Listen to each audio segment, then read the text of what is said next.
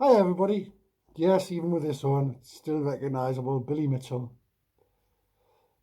I don't really want to be on here, but I've bit the bullet. I'm going to try and explain something to everybody and what I'm making now, right? That's why I get it off. Right, today is a big day for us. Last week it was announced that they were bringing the easing of lockdown forward. Why? The day before lockdown there was 355 deaths. The day before announcing the easing of lockdowns for today, 425. And like a day or two later, he admitted that the deathometer, which I call it, the 1 to 5 scale, it was still actually at 4, not coming down to 3 like he thought it was when he said, all right, we'll bring this easing early. As far as I'm concerned, right, I'm going to hang back because is it politics or science here? I don't think the two ever go hand in hand, and we're just going to be guinea pigs now because A, the R rate isn't coming down like what he thought it was. B, the deathometer was still at 4. And C, we weren't going to be released from any kind of lockdown until all 5 parameters, that whatever they were met. And they haven't been. But yet, we're still going to have to venture out there. Well, the little bit of protection I'm going to afford myself has taken us a long time to sort out and make. But it's here and ready to go. Horrible looking, right? So it suits my face, doesn't it? But I'll tell you why I'm making it. Dead quickly. A virus, how big is it? Of the COVID variety, on average, they're about 1/8 of a micron across in diameter, right? 1/8 of a micron. How big is that? What that means is 8,000 virus would be 1 millimeter long. They're that small, right? And now they're saying, after all advice before, which was correct before, that the masks are of limited use and probably more detrimental. And here I'll tell you why. Right, so you've got 1/8 of a micron, pass straight through a paper mask, pass straight through a fabric mask. No problem at all. And that's even if it was snug fitting, but your normal paper or fabric mask, right? You've got gaps down here, gaps up here, gaps all over the place. So what's the point? Throw it away, man. It's an absolute waste of time. Yes, it may prevent you passing the virus on to somebody else by slowing down or nearly stopping the projectile moisture from your cough or sneeze. But that's actually no different to doing that. So you're going to pay anywhere from 50 pence to £1 a time for a mask to protect other people when you can do that. I'll get a hangy. Because it's no worse than the mask that you're putting in and out your pocket. Because unless you change it out a Steripack every time, you're wasting your time. Then they go N95 masks. Now, if you look at government advice, they say wear a fabric, self-made, paper mask, buy a cheapo mask. Please don't buy the medical grade ones. Why? Right. World Health, I'm going to provide all the information at the end of this, mind. World Health Organization have proven that the virus attaches itself to biological mists and what else is it they put into? Sorry, notes. Biological mists and micropollutants. What does that mean? Biological mists and micropollutants, right? They range in size from 0.5 of a micron to 3 microns, right? Remember the virus, 1/8 of a micron? Now it's traveling particles of half a micron, that's 4 times the size, to 3 microns, right? N95 filters have been proven to filter at least 95, right up to 99.9% of particles of 0.3 microns and more.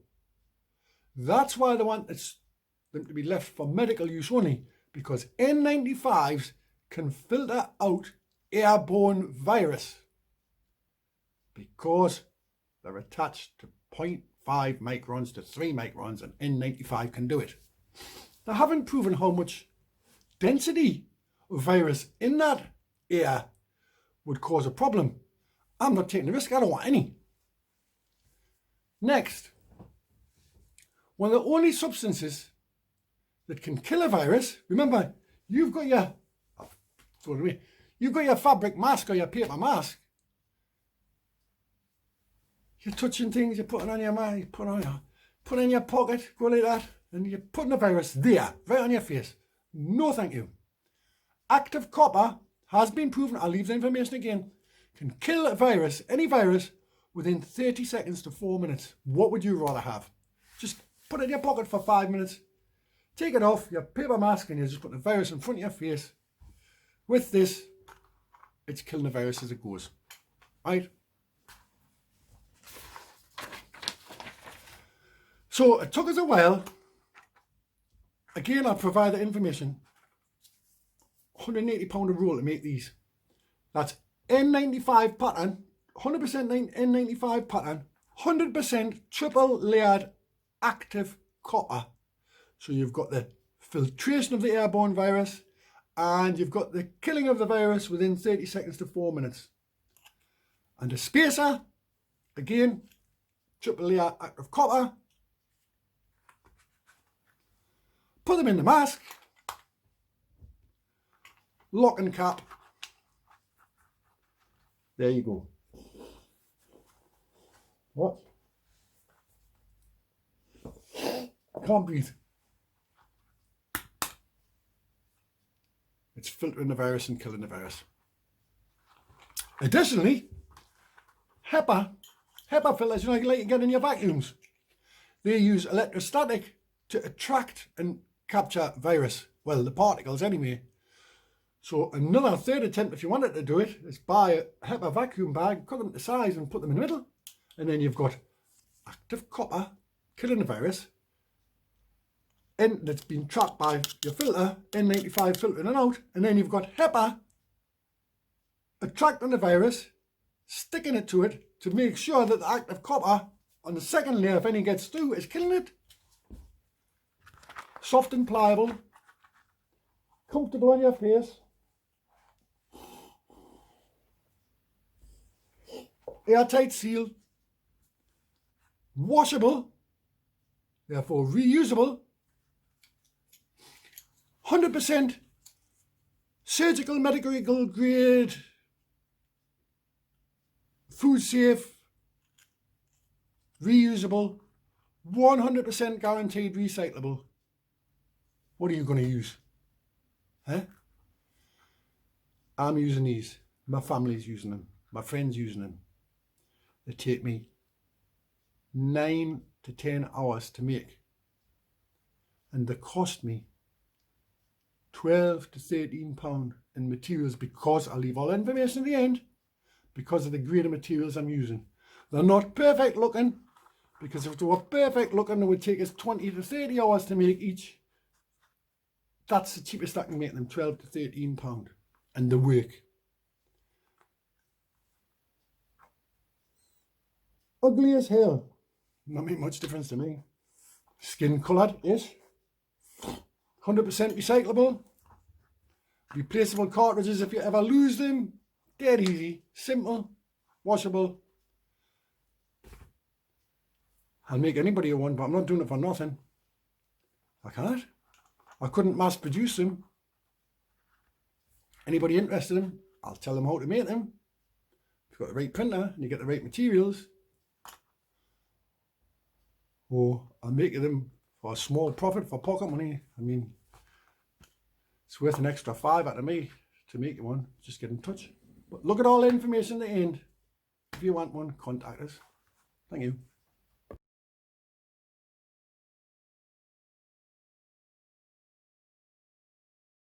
Oh, I forgot to tell you how to wear them. There's two ways really.